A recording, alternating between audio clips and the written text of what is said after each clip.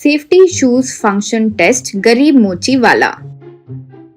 माधवपुर नाम के गांव में एक अमीर आदमी रहता था। उसके बेटे का नाम था सोमेश। वो रोज बाइक से शहर जाता था और वहाँ कॉलेज में पढ़ता था। उसे बहुत घमंड था कि उसके पास बहुत पैसे हैं। उसे सबको नीचा देखकर बात करना, अपमान करना और गाली देना पसंद था।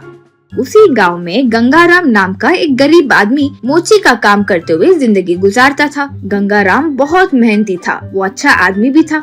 पुराने जूते, बूट वगैरह हो तो उसे एकदम ठीक करके नया बना देता था। इसीलिए लोगों को उसकी मेहनत और वो बहुत पसंद थे। उसे देखकर सोमेश को बहुत चिढ़ मचती थी।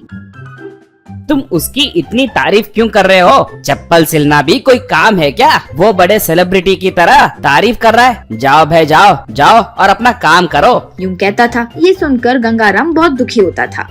एक दिन एक युवक स्टेज पर माइकल जैक्सन की तरह नाच रहा था। माइकल जैक्सन की तरह झुककर बिना नीचे गिरे डांस करता रहा तो लोग तालियां बजाते गए। तब वो युवक, सबको मेरा नमस्कार। मैं आगे की ओर नहीं गिरा, इसका कारण मेरे जूते हैं। गंगाराम ने मुझे जूते तैयार करके दिए। उन्होंने नीचे छोटे कील डालकर स्टेज पर अटके रहे वैसे बना कर दिए। उनके लिए एक बार फिर तालियां बजाइए। यूं कहा। जब लोगों ने ताली बजाई तो गंगाराम बहुत खुश हुआ। सोमेश को बहुत जलन होने लगी। वो खड़े होकर, यहाँ क्या हो रहा है? हमें लगा है कि उसने वाकई बहुत बढ़िया स्टेप किया है, तो ये असली वजह है। उन जूतों को वो कमीने का बनाकर देना क्या है? अपने डांस से हमारे लोगों को दीवाना बनाना क्या है? क्या है भाई?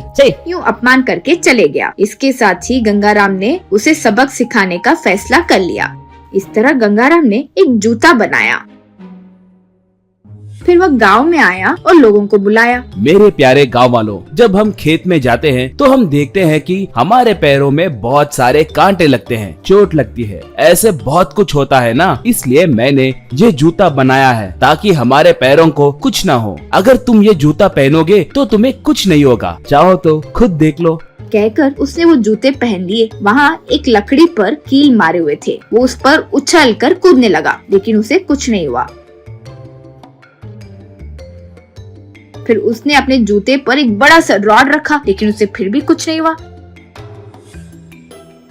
फिर उसने अपने जूते वहीं रख दिए। उसने फिर किसी को कील और हथौड़ा देकर शूज पर मारने के लिए कहा। उसने बहुत मारा, लेकिन कील जूते में नहीं गए। वो देखकर सबने तालियां बजाई। गंगाराम, ये मैं आप सब के लिए सिर्फ 100 रुपए में बना कर दूंगा। जिन लोगों को पसंद है आकर बनवा लीजिए। यूं कहा।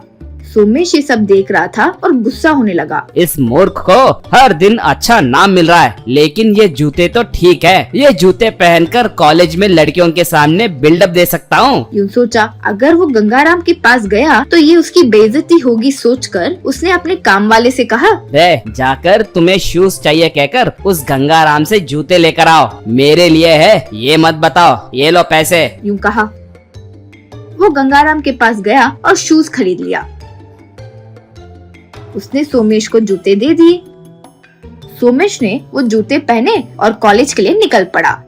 वहाँ सबको बुलाया। डियर बॉयज एंड गर्ल्स, मैंने ये जूते जर्मनी से खरीदे हैं। ये बहुत सख्त है, लेकिन ये बहुत कंफर्टेबल भी होते हैं। कील पर कूदने पर भी कुछ नहीं होता। चाहो तो देख लो। कहकर वहाँ कील रखकर 1 2 3 कहकर वो उस पर कूद पड़ा। बस शूज में से कील चुभने लगे। हे भगवान, कील चुभ गए। हे भगवान, कील चुभ गए। बाप रे, यूं पुकारा। ये देखकर सब हंस पड़े।